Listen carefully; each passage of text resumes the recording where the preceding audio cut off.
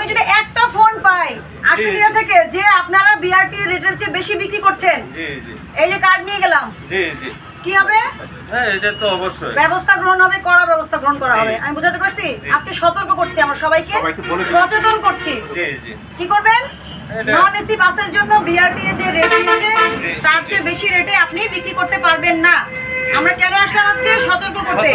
কোরবানি ঈদকে সামনে রেখে কোনো ধরনের কারসাজি করার চেষ্টা করবেন না, ঠিক আছে? আর এগুলো কি অনলাইনে বিক্রি হয়?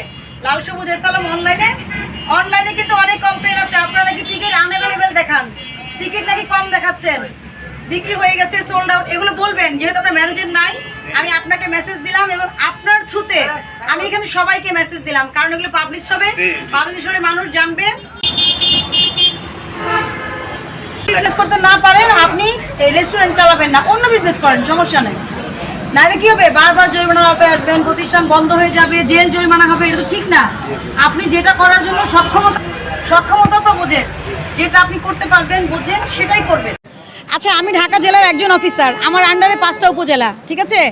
তো এখন আমি 5টা উপজেলায় তো খুব র্যান্ডম, এবং ঢাকা মেট্রোতেও কিন্তু আমাদের অভিযান থাকে, যেহেতু ঈদ সামনে রেখে বা যে কোনো একটা মানে বড় একটা কিছু আসলে পরে, উৎসব আসলে পরে, বা কোনো সেক্টর যদি দুর্নীতিটা বেশি বেড়ে যায়, ভোক্তা অধিকার বেশি মানে চ্যালেঞ্জিং হয়ে যায়, তখন কিন্তু ঢাকায় টিম বাড়িয়ে দেওয়া হয়। তো সেহেতু আমাদের তো আসলে আমাদের অফিস থেকে এটা টিম করে দেওয়া হয় যে কোন অফিসার কখন কোথায় যাবেন। আর আমি উপজেলা পর্যায়ে আমি কিন্তু সাভার, কেরানীগঞ্জে সবচেয়ে বেশি অভিযান করি, যেমন নামাবাজারে প্রচুর অভিযান করেছি, হেমায়তপুর, গ্যান্ডা, আর অবশ্যই কেরানীগঞ্জের আটিবাজার, রোহিতপুর বাজার, আর দোহার, নবাবগঞ্জ, ধামরাই, সবগুলোই কিন্তু কভার করতে হয়। সুতরাং একজন ঢাকা জেলার অফিসারের পক্ষে কিন্তু সবসময়, এই জন্য হয়তো আপনার কাছে ভিজিবল না, বাট আমরা তো করছি। এবং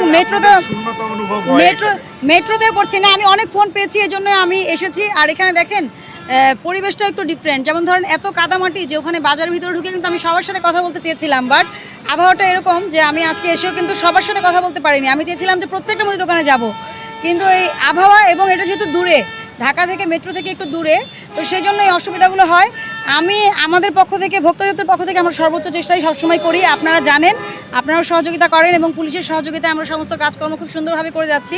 জেলা প্রশাসন, উপজেলা প্রশাসন সবাই সহযোগিতা করছেন, যেমন ইউনো মহোদয় জানেন, এডিএম স্যার জানেন যে আমি আজকে এখানে অভিযানে এসেছি। হ্যাঁ, তো আসলে সকলের সহযোগিতাতেই করব আমরা, তবে সচেতনতার লেভেলটা ভোক্তাদের পর্যায়ে বেশি আসলে এটা বেশি সুরক্ষিত হবে। একজন অফিসার বা 10 জন অফিসার বা 50 জন অফিসার তো আসলে ভোক্তা অধিকার এত ব্যাপক যে আপনারা এই কয়েকজন অফিসার সারা বাংলাদেশে 18 কোটি লোকের ভোক্তার অধিকার সুরক্ষা নিশ্চিত করতে পারবে, এই গ্যারান্টি আসলে এভাবে আমি দিতে পারি না, তবে আমাদের চেষ্টার কোনো ত্রুটি নেই।